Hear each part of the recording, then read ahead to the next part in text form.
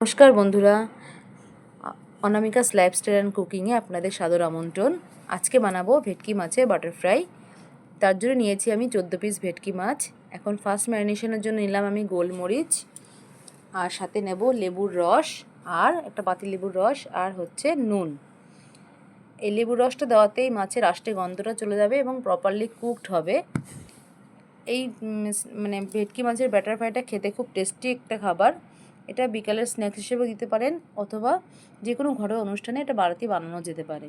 এটা খুব সুন্দর, স্টেপ বাই স্টেপ ফলো করুন, একদম দোকানের মতো খেতে হবে। এখন আমি পরিমাণ মতো নুন দিয়ে দিচ্ছি, দিয়ে ভালো করে ম্যারিনেট করতে হবে যাতে সবগুলো মাছের মধ্যে পরিমাণ মতো ঢুকে যায়। এবার আমি এটাকে মেখে রাখবো 15 মিনিটের জন্য। আর তার জন্য সেকেন্ড ম্যারিনেশনের জন্য নিচ্ছি হচ্ছে পুদিনা পাতা, ধনে পাতা, কাঁচা লঙ্কা, আদা, রসুন, পেঁয়াজের একটা পেস্ট করে নিয়েছি আমি আগেই। এবার 15 মিনিট পর চলে এলাম। এখন আদা, রসুন, পেঁয়াজের পেস্টটা দিয়ে দিচ্ছি এর মধ্যে। তারপরে দেব হচ্ছে ধনে পাতা, পুদিনা পাতা, কাঁচা লঙ্কার বাটাটা। এবার সব কিছু দিয়ে আমি ভালো করে আরেকবার ম্যারিনেশন করব। এটা হচ্ছে সেকেন্ড টাইম ম্যারিনেশন হচ্ছে। এটা একটা খুব ভালো খাবার, সেই জন্য আমরা ঘরে বানিয়ে থাকি। বিয়েবাড়ির মতো যদি খেতে চাই তাহলে ঘরে তো শিখতে হবে, আর এগুলো স্টেপ বাই স্টেপ ফলো করলে একদম সেরকমই হবে খেতে। যদি বিশ্বাস না হয় অবশ্যই একবার বাড়িতে বানিয়ে খেয়ে দেখবেন। এটা খুব সাধারণ রান্না, কোনো কঠিন নয়, আবার খেতেও দুর্দান্ত হয়। আমরা তো মাছে ভাতে বাঙালি, মাছের অনেক রকম আইটেম খেতে হয় আমাদের। এখন এই মাখার পরে আমি একটা এয়ারটাইট কন্টেইনারে এটাকে রেখে দেবো 1 ঘন্টার জন্য হচ্ছে নর্মাল ফ্রিজে। এটা মিনিমাম 1 ঘন্টা রাখতেই হবে, এর বেশি রাখলে অসুবিধে নেই, কিন্তু মিনিমাম 1 ঘন্টা রাখতে হবে যাতে এটার মধ্যে ভালোভাবে সব কিছু ঢুকে যায়। এবার আমি এখানে সবগুলো মাছ সুন্দর করে সাজিয়ে আমি পুরো মশলাটা উপর দিয়ে দিলাম। মশলা আমি নষ্ট করিনি এতটুকু, কিন্তু ভাজার সময় মশলাগুলো একটু সরিয়ে সরিয়ে ভাজতে হবে যাতে অসুবিধা না হয় ভাজার সময়। এবার আমি ব্যাটারের জন্য নিলাম 1 কাপ ময়দা, সাথে নিচ্ছি 4 টেবিল স্পুন কর্নফ্লাওয়ার।